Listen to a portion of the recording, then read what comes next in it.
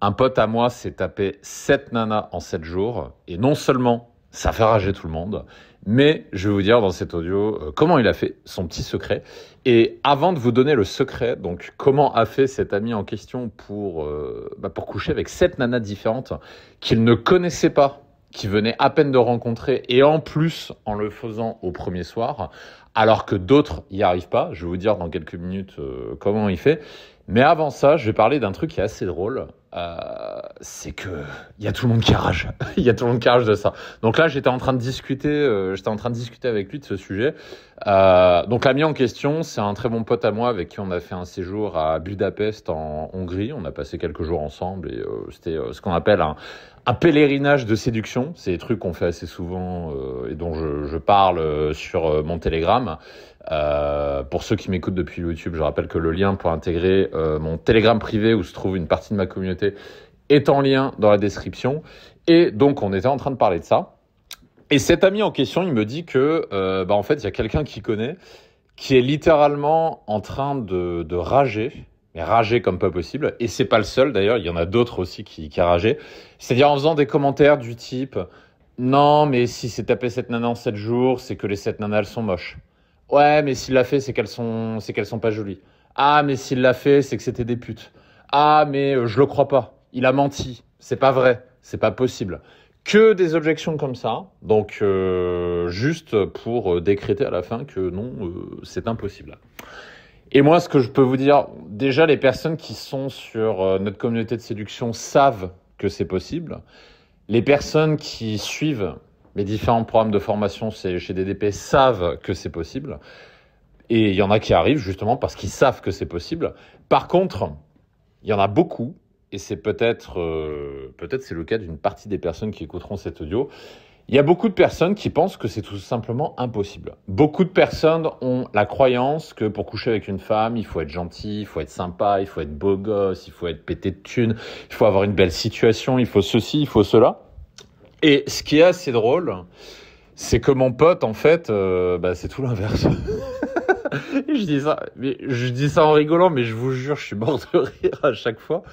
Une fois, par exemple, là, parmi les 7 nanas qui s'étaient tapées, à un moment, il me montre une des photos de la nana.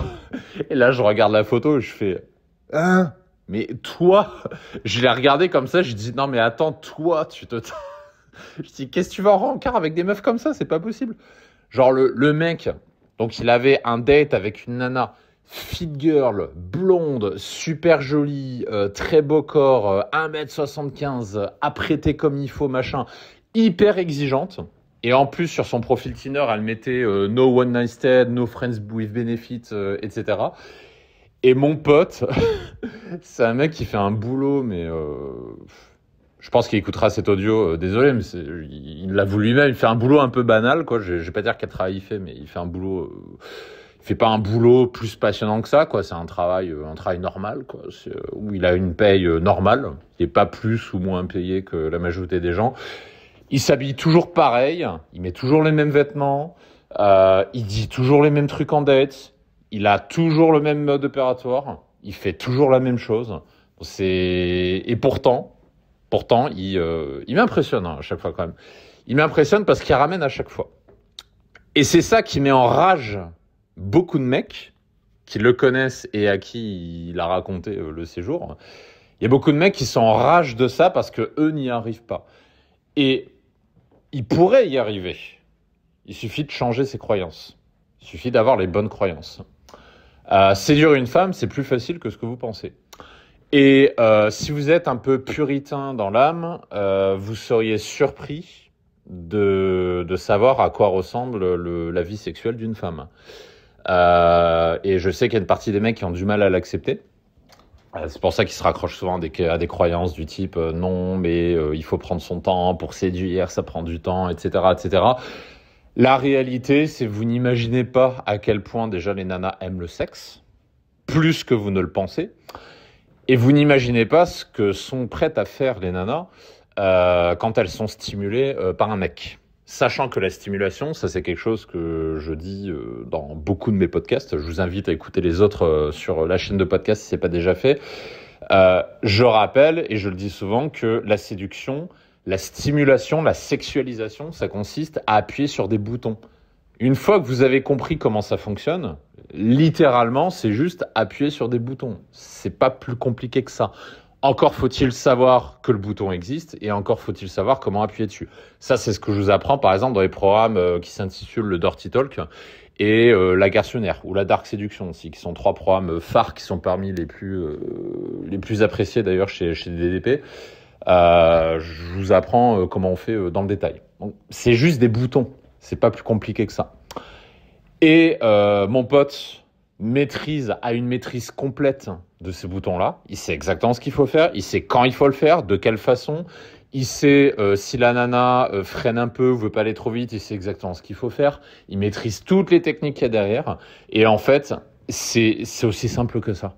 Et c'est pour ça qu'il ramène à chaque fois. Et c'est pour... Et encore une fois, toutes les excuses du type non, mais il faut être beau gosse, il faut être ceci, il faut être cela, ne fonctionnent pas. Parce qu'en fait, mon pote est un mec normal. Et quand je dis normal, c'est vraiment normal. Il est ni moche, ni beau, il est entre les deux. Il fait un boulot normal, il a une paye normale, il a début de trentaine, voilà. Rien de bien particulier. Et du coup, on en discutait tout à l'heure et en fait, ça nous fait rigoler.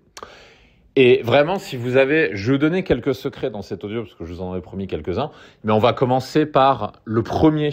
Si vous aussi, vous voulez un petit peu, je vais pas dire débloquer le compteur parce qu'il y a toujours un ou deux couillons qui vont m'insulter en mode ah les relations humaines, nanana.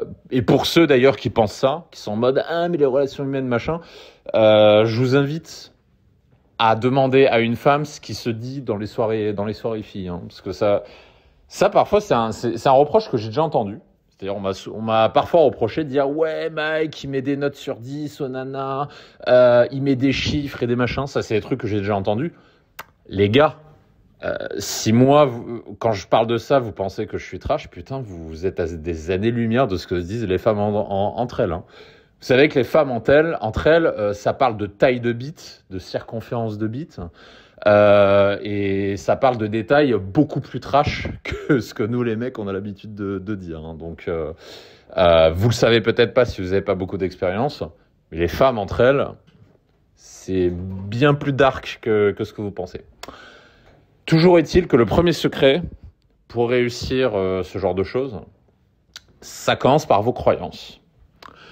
Et j'ai régulièrement des mecs comme ça qui tombent sur des DP, qui regardent le contenu, qui écoutent, j'en ai certains aussi, putain, d'ailleurs je vais peut-être le mettre en description d'ailleurs, parce que je suis toujours déçu de voir que vous n'êtes pas très nombreux à l'avoir téléchargé. Pour ceux qui ne le savent pas, chez DDP, j'ai upload mon ancien journal de drague. Mon journal de drague, c'est un journal que j'ai écrit de 2014 ou 2015 à 2018, quelque chose comme ça, donc pendant 4 ans. Et en fait, c'est un journal en 6 volumes, avec des dizaines et des dizaines de pages, dans lequel je raconte comment je suis passé. Au début du journal, j'étais paumé, j'arrivais à rien, je me suis fait larguer par mon ex, j'avais pas confiance en moi, j'arrivais à rien. J'allais au rendez-vous, je me faisais friendzoner à chaque fois. Les nanas me rappelaient jamais, etc. Donc ça, c'était le début du journal. Et la fin du journal, c'est un moment où je me tape 3 à 4 nanas différentes par semaine, à chaque fois. Toutes les semaines, comme ça. Vraiment la vie d'abondance. Et je raconte cette transition dans le journal. Et pourquoi je vous en parle ? Parce qu'en fait, j'ai des personnes qui téléchargent ce journal. Et j'ai systématiquement 2 réactions possibles. J'ai jamais autre chose que ces 2 réactions. C'est toujours une des deux.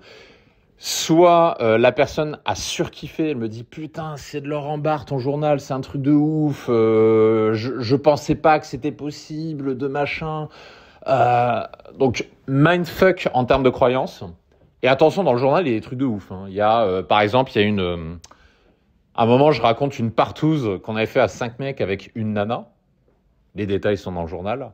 Des moments ou des jours où j'avais 3 dates et où je couchais avec 2 nanas et je racontais Comment je rattrapais un rendez-vous parce qu'en fait j'étais arrivé 1 heure en retard, j'avais pas prévu la nana parce que j'étais avec la première, etc. Je raconte comment une nana m'a rendu complètement fou amoureux aussi au beau milieu de cette période-là. Enfin, je raconte plein de trucs comme ça. Et donc la première réaction possible, c'est soit on dit ouais c'est un truc de ouf, j'ai jamais vu ça, ou alors soit la personne va dire Mike, je te crois pas, t'es un mytho, c'est fake, c'est faux, c'est pas possible, il y a trop de trucs, ça, j'y crois pas. Donc c'est-à-dire la personne n'y croit pas, la personne pense que c'est impossible. Et je vais vous dire un truc, et ça c'est le premier vrai secret. Si vous pensez que c'est impossible, bah vous aurez raison. Mais ce sera impossible, pas pour les autres, ce sera impossible pour vous. C'est ça qu'il faut comprendre. Si vous pensez que c'est impossible, oui, ça le sera, pour vous, mais pas pour les autres. Alors que si vous pensez que c'est possible, à votre avis, qu'est-ce qui va se passer? C'est aussi bête que ça. Mais les croyances, ça joue énormément. Vous n'imaginez pas à quel point ça joue. C'est la raison pour laquelle, par exemple, tous les incels qui régulièrement se promènent sur ma chaîne YouTube, d'ailleurs, c'est assez drôle parce que les mecs ils disent ouais la séduction ça marche pas, c'est mort machin. Mais les mecs, je les vois dans les stats.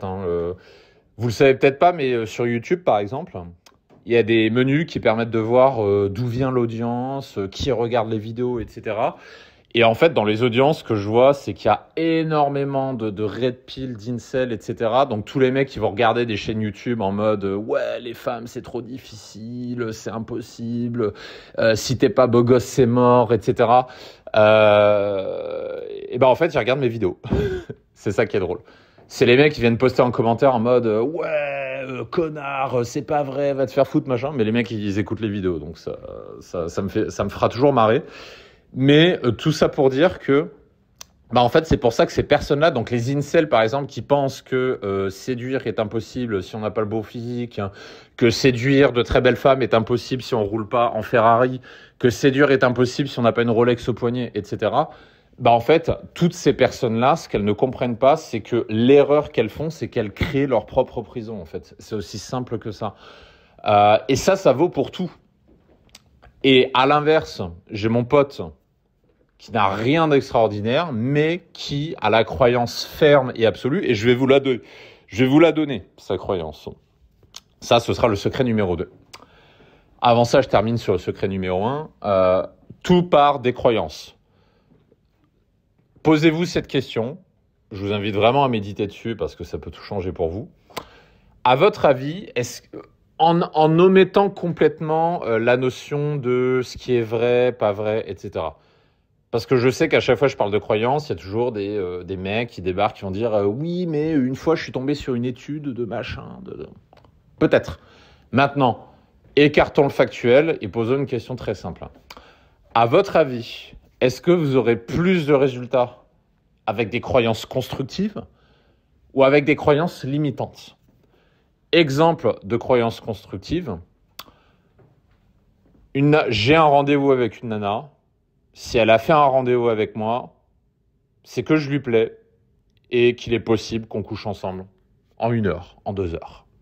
Croyance constructive. À l'inverse, croyance limitante, ce serait non, on couchera pas avant le 3e ou 4e rendez-vous, c'est impossible de faire avant. Une femme a besoin de temps. Une femme a besoin de ceci, de cela. Donc je vais prendre mon temps et je vais rien faire avant le 3e, 4e, voire le 5e rendez-vous. Parce que moi, je suis un mec bien, moi, je veux pas aller trop vite. Et je vais vous dire, je rappelle un spoiler de ce qui se passe généralement quand on a cette croyance-là.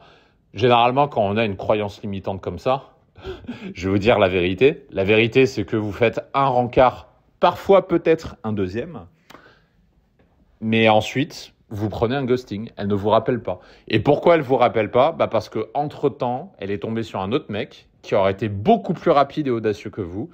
Et la séduction étant ce qu'elle est, je vous renvoie encore une fois dans les matériels de formation sur Dirty Talk, Dark Séduction, etc., sur les mécanismes de sexualisation, sur ce qui fait trigger le cerveau d'une femme en termes de sexualisation. Je rappelle ce que j'ai dit tout à l'heure, c'est des boutons sur lesquels on appuie, c'est juste des boutons. Il suffit juste de savoir sur lesquels appuyer. Et une personne qui va avoir de l'audace sait appuyer sur les bons boutons. Et c'est cette personne-là qui va savoir créer le désir chez une femme. C'est la raison pour laquelle le gentil garçon, donc généralement le gentil, qui est en fait souvent un faux gentil d'ailleurs, ça c'est expliqué dans un livre que je vous recommande. C'est un des 5 meilleurs livres que j'ai jamais lus en termes de développement personnel et dont je parle souvent d'ailleurs. Les personnes qui sont chez DDP, vous en avez entendu parler au moins une fois ou deux parce que j'en parle régulièrement. C'est le livre Trop gentil pour être heureux de Robert Glover, je crois, un truc comme ça. Je vous laisse lire, il y a 300 pages sur le sujet. Je ne vais pas les résumer dans ce podcast, ce serait beaucoup trop long. Mais en très très très résumé, en une phrase, en fait, l'auteur vous explique que le gentil garçon est en fait un énorme manipulateur qui utilise la gentillesse parce qu'il attend quelque chose en retour. C'est ça en fait le mécanisme. Et c'est également ce qu'on voit régulièrement en coaching quand on travaille avec des personnes qui s'auto-congratulent d'être des personnes gentilles, bienveillantes, etc. et qui le font trop. Il n'y a pas de mal à dire « je suis gentil, je suis bienveillant ». Si on le dit une fois, voilà, bon, ok. Par contre, quand c'est répété, quand c'est une affirmation qui est répétée plusieurs fois, ça cache toujours quelque chose. Une personne ne répète pas 3 fois, 4 fois, 5 fois « moi, je suis un mec bien, je suis un mec gentil » de manière innocente. Il y a toujours quelque chose derrière. Et quand c'est répété plusieurs fois, généralement, c'est parce que ça cache justement une volonté d'obtenir quelque chose en échange. Et c'est la raison pour laquelle justement cette personne exprime de manière répétée ce trait de caractère-là. Donc, tout commence par les croyances. La croyance, c'est vraiment la base de toute chose. Premier secret. Deuxième secret, c'est, comment je pourrais appeler ça ? La stratégie des extrêmes. Qu'est-ce que c'est la stratégie des extrêmes ? Ça peut aussi s'appeler la stratégie des haltères de Nassim Taleb, pour ceux qui ont lu son livre sur le sujet. C'est lequel d'ailleurs son livre ? Je crois que c'est le signe noir. Ou Antifragile, je sais plus. C'est un de ces 2 livres. En gros, le concept est simple. Et mon pote, c'est exactement ce qu'il fait d'ailleurs. C'est une stratégie qui marche très très bien. En fait, la stratégie de mon pote, c'est la suivante.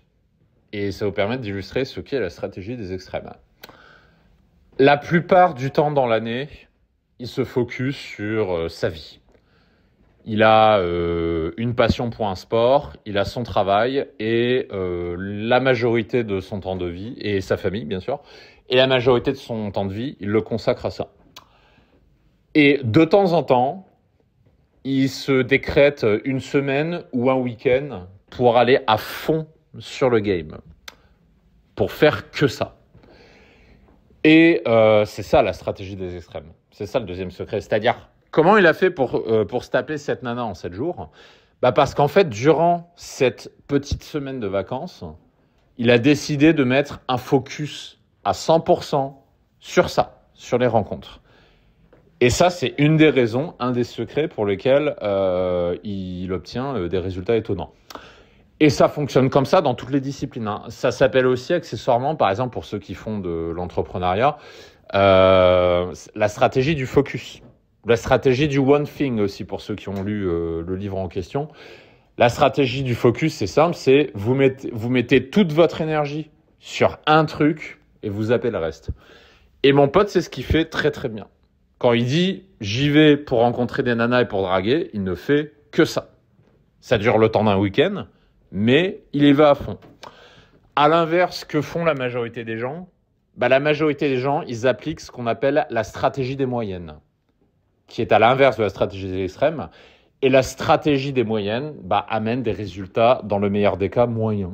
La stratégie des moyennes, c'est quoi ? C'est ah bon, je regarde vite fait mon compte Tinder, puis ouais, bon, là, je vais draguer, mais bon, je vais voir, je sais pas trop ce que je fais là, mais allez. La stratégie des moyennes, c'est quand vous faites quelque chose à moitié, que vous le faites pas à fond. Et globalement, c'est ce que font la majorité des gens dans absolument tous les domaines. Je vais vous rappeler d'ailleurs, citation d'une de mes pubs préférées que je trouve absolument brillante, qui était une pub de Boursorama, Ancien nom, maintenant ça a changé, ça s'appelle Boursobank, je crois. Je sais pas pourquoi ils ont changé de nom d'ailleurs, je trouve ça à chier quoi. Boursobank. Boursorama c'était très bien. Boursobank, je trouve c'est vraiment à chier quoi. Dites-moi si vous partagez aussi ce sentiment-là en commentaire, parce que je sais pas s'il y a un débat là-dessus. Est-ce que Boursobank c'est mieux que Boursorama? Et en fait, dans leur pub, ils ont un slogan que j'adore. Ils disent « Personne ne recommande ce qui est moyen ». Leur pub est géniale, je vous recommande d'aller voir. Ils disent voilà, personne ne recommande un restaurant moyen. Personne ne recommande un hôtel moyen. Personne ne recommande un Airbnb moyen. Personne ne recommande une banque moyenne. C'est pour ça que Boursorama, nous sommes la banque numéro 1 parce que nous sommes la plus recommandée par nos clients, parce que nous sommes les meilleurs. Bam! Absolument génial comme slogan. Génial et 100% vrai. La séduction, ça marche aussi, comme ça. Vous n'aurez pas de résultat en étant moyen. Je vous reprends un autre exemple. Pourquoi les personnes qui sont membres du programme Abondance, qui est notre programme numéro 1 de coaching pour ceux qui ne le connaissent pas, ont des résultats largement supérieurs à ceux qui n'en sont pas membres? L'une des raisons, c'est cette stratégie. Parce que quand on rejoint un programme qui est comme celui du programme Abondance, qui nécessite un certain budget et un certain engagement, parce que c'est un programme sur 6 mois. Donc, c'est-à-dire que quand vous rejoignez un programme pendant 6 mois, vous faites un choix marqué de focus. C'est-à-dire clairement, vous n'y allez pas à moitié, vous y allez à fond. En fait, c'est l'une des raisons pourquoi ces personnes-là ont beaucoup plus de résultats que la moyenne. Parce qu'il y a un choix de focus. Il y a un choix de focus qui est marqué, qui est clair, qui est explicite. Et tous les efforts sont faits dans cette direction pour obtenir le résultat voulu. Alors qu'à l'inverse, les personnes qui regardent 2-3 vidéos sur YouTube, tiens, je vais regarder les guides gratuits, les articles, les e-books, les machins. Pourquoi ces personnes-là n'ont pas de résultat? Elles n'ont pas de résultat, non pas parce que les informations qu'elles trouvent n'ont pas de valeur. Ça a de la valeur, les informations qu'elles trouvent. Valeur faible, on ne va pas se le cacher, mais une valeur quand même. Mais l'une des raisons pour lesquelles ils n'ont pas de résultats, c'est en fait, il n'y a pas de stratégie. Et l'absence de stratégie est un corollaire de l'absence de focus. Parce que le choix du focus est un choix de stratégie. Une personne qui fait un call avec nous et qui nous dit « Les gars, j'ai envie de rejoindre le programme Abondance, je veux des résultats, j'en ai marre de galérer, j'y vais », c'est des personnes qui font un choix de focus. Le choix de focus, c'est « J'en ai marre de subir ma vie amoureuse ». J'ai envie d'être en capacité de rencontrer des femmes qui me plaisent vraiment. J'ai envie de pouvoir les séduire à volonté. J'ai envie de connaître qu'est-ce que c'est ces fameux boutons sur lesquels appuyer pour donner envie à une femme de moi. Et je le redis, c'est littéralement des boutons. Et ceux qui ont compris comment fonctionne la sexualisation le savent. Une personne qui fait ce choix-là, mécaniquement, va avoir des résultats. C'est pareil aussi avec le copywriting, par exemple. Pour ceux qui ne sont pas au courant, et je mets le lien généralement un petit peu partout, il est aussi sur mon canal Telegram et en description des podcasts sur YouTube. Je gère plusieurs entreprises, et notamment un cabinet de copywriting. Et il y a une offre qu'on propose dans laquelle on vous forme au métier de directeur marketing pour que vous puissiez avoir le contrôle de vos revenus, avoir un complément de revenus, voire potentiellement vous émanciper du salariat pour ceux qui ont envie de s'émanciper du salariat et d'être indépendants financièrement. Le copywriting est une des meilleures compétences que vous pouvez apprendre pour cela. Parce que le copywriting, c'est l'art de la vente, c'est savoir vendre, c'est savoir se vendre. Et quand vous maîtrisez cette compétence-là, derrière, vous avez un contrôle direct sur vos revenus. Vous ne dépendez pas d'un employeur qui vous augmentait de 1% chaque année, comme c'est le cas dans le salariat. Malheureusement, ça, c'est une des raisons pour lesquelles j'ai mis fin à mon ex-carrière d'ingénieur, qui avait duré à peu près une dizaine d'années. Pour ceux qui ne le savent pas, pendant 10 années, avant d'être chef d'entreprise, j'ai travaillé chez Airbus, Atos Ingénierie, Bulle Informatique, Direction Générale de l'Armement. J'ai travaillé dans l'industrie de l'aéronautique et de l'armement pendant 10 ans. J'ai adoré cette vie-là. J'ai vraiment aucun regret. J'ai pas de regret. J'ai rencontré des gens extraordinaires. J'ai travaillé sur des projets passionnants. J'ai vraiment kiffé. Mais au bout de 10 années, j'ai accumulé un certain nombre de frustrations. Et l'une de ces frustrations parmi d'autres, c'était bosser 50, 60 heures par semaine et d'être en permanence en train de faire le tour du monde parce que je bossais sur des projets internationaux. Tout ça pour 2% d'augmentation à la fin de l'année. J'ai fait ça pendant un temps. Au bout d'un moment, je me suis dit, bon les gars, stop. On va arrêter le game parce que là ça va pas, quoi. Je bosse pas 60 heures par semaine pour 2% d'augmentation. Je savais que je pouvais faire beaucoup plus de choses et là, clairement, j'avais un facteur limitant. Donc, c'est pour ça que j'ai décidé de créer mon propre destin, tout simplement. Et j'avais notamment, donc j'avais déjà DDP à l'époque, mais j'ai aussi commencé en tant que copywriter. Donc, c'est pour ça qu'on propose cette méthode-là, parce que c'est une méthode que j'ai expérimentée personnellement, que d'autres ont fait également et qui fonctionne très bien. Donc, pour ceux qui veulent plus d'infos, vous trouverez le lien, je pense que vous savez où le chercher. Et le choix, par exemple, il y a une personne qui, en début de semaine dernière, a rejoint cet accompagnement-là. C'est une personne qui a un boulot à côté, qui, pareil, se fait chier à son boulot, qui n'a pas de contrôle sur ses revenus, qui subit l'inflation. Je rappelle juste parce qu'il y a beaucoup de personnes qui sont pas conscientes de ça. Et d'ailleurs, la personne que j'ai eu au téléphone n'en était pas consciente. Il me disait qu'il avait eu, je crois, 3% d'augmentation à son boulot, un truc comme ça. Moi, je lui ai dit, tu sais que l'inflation, je crois, c'est 6 ou 8%. Je lui ai dit, donc en gros, voilà, tu as perdu 3-4% de pouvoir d'achat. Je lui ai dit, en gros, tu as travaillé pendant un an pour t'appauvrir, littéralement. Et il s'en était pas rendu compte. Donc, du coup, je lui ai expliqué ces mécanismes de l'inflation, etc. Et suite à ça, il m'a dit, effectivement, c'est la raison pour laquelle je voudrais être formé à ce métier-là, au copywriting, pour justement avoir le contrôle de mes revenus. Donc, avec ces deux exemples-là, comprenez bien une chose, c'est que le résultat vient avec le focus. L'absence de focus fait que vous allez disperser votre énergie et au final, vous allez être moyen partout. CF, ce que j'ai dit sur la banque Boursorama. Personne ne recommande ce qui est moyen. Quand vous faites le choix du focus, vous mettez toute votre énergie dans une direction, et magique. C'est là que vous obtenez du résultat. Ça, je crois, c'était deuxième ou troisième secret, je ne sais plus. Secret suivant, le GNQ. Pour ceux qui connaissent pas ce terme-là, le GNQ, c'est un terme que j'ai inventé qui s'appelle le grand n'importe quoi, qui est un des concepts qu'on enseigne chez DDP.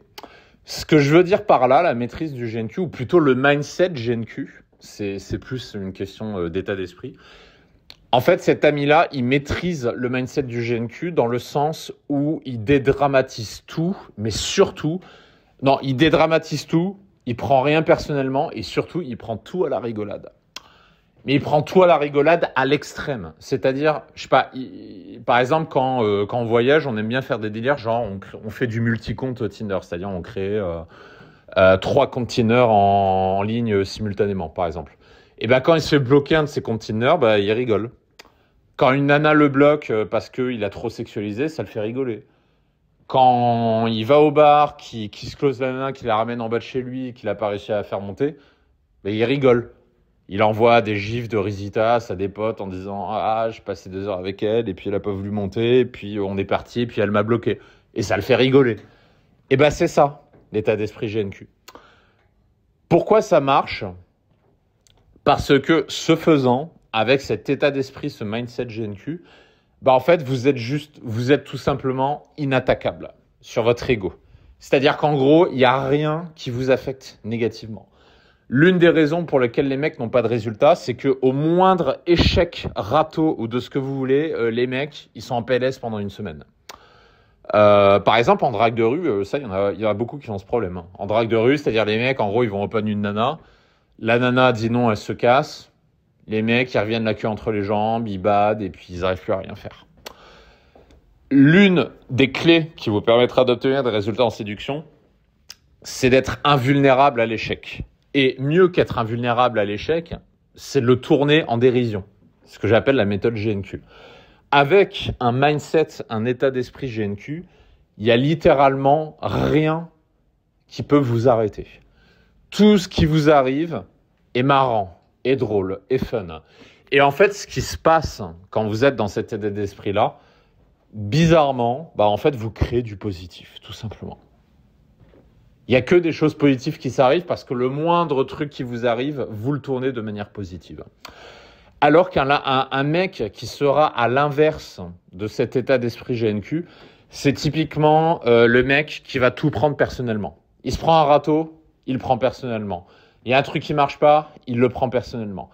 Et généralement, quand on prend les choses trop personnellement, c'est parce qu'on a un problème d'ego. Donc au final, c'est une personne qui raisonne plus à l'ego, alors que être dans ce mindset de GNQ, ça veut dire savoir mettre son ego de côté pour justement avoir le détachement nécessaire. Donc ça, c'était un autre secret. Et je vous en donnais un dernier parce qu'il y a mon café qui m'attend. Il va être l'heure d'aller boire le café. 4e café aujourd'hui. Dernière clé, et ça c'est un terme que je dis souvent d'ailleurs avec mes clients. Si je pouvais résumer en un seul mot ce qu'est la séduction, et mon pote en question le maîtrise très très bien, c'est assumer. Si je devais résumer en un mot, qu'est-ce qui fait la différence entre un mec qui a du succès avec les femmes et un mec qui n'en a pas, la différence c'est assumer. Pourquoi assumer ? Parce que assumer, c'est le mot qui revient à toutes les étapes. Assumez que vous êtes sur Tinder pour rencontrer des nanas. Assumez que vous allez à un rendez-vous et vous avez envie de coucher avec elle. Assumez qu'elle vous excite. Par exemple, un de mes derniers rencarts, comment j'ai créé de la tension sexuelle en 2 secondes. Un de mes derniers rencarts, elle est arrivée. On a discuté, on a échangé quelques banalités pendant 5 minutes. Au bout de 5 minutes, je l'ai regardé. Je lui ai juste dit j'adore comment tu es habillé, tu m'excites déjà. Et j'ai marqué un temps de pause comme ça. J'ai regardé dans les yeux et j'ai dit d'une voix très détendue. Et là, tout de suite, ça a fait mouche. Elle a fait un sourire, elle a baissé les yeux, elle a rigolé, puis elle a un petit peu rougi aussi.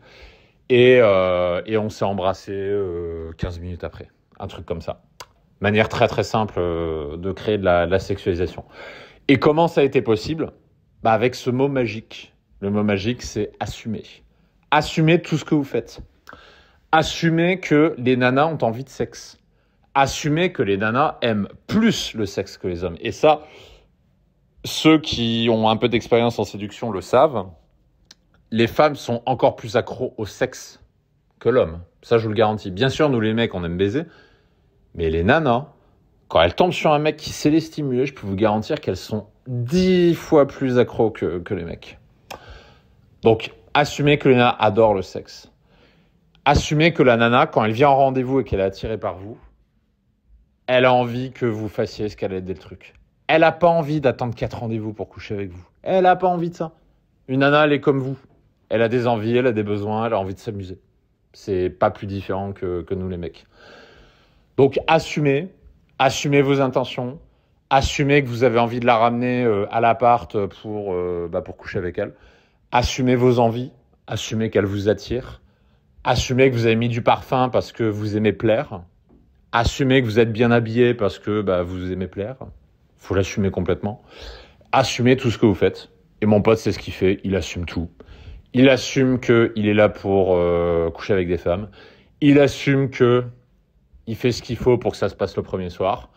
Et dans 90% des cas, ça se passe le premier soir. Et les nanas sont contentes. Et il y en a une bonne partie qui veulent le revoir.